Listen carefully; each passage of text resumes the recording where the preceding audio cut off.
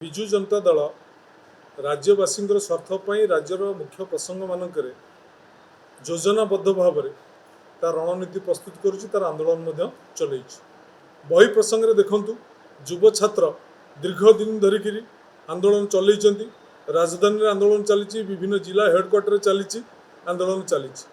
MMDR प्रसंग में जो दिन एमएमडीआर बिल आसला से दिन संसद रे राज्यसभा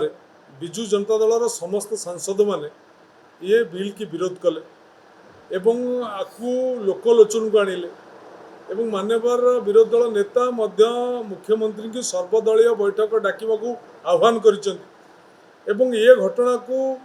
पूर्वतन मुख्यमंत्री नवीन पट्टनायक अति स्पर्शकातर सहित अति घनिष्ठ सहित ताकू नबाकू चाहूँगी एवं ये लड़ई पल्ली दिल्ली पर्यंत केमिति हम से विजु जनता दल तार रणनीति प्रस्तुत करुच्ची।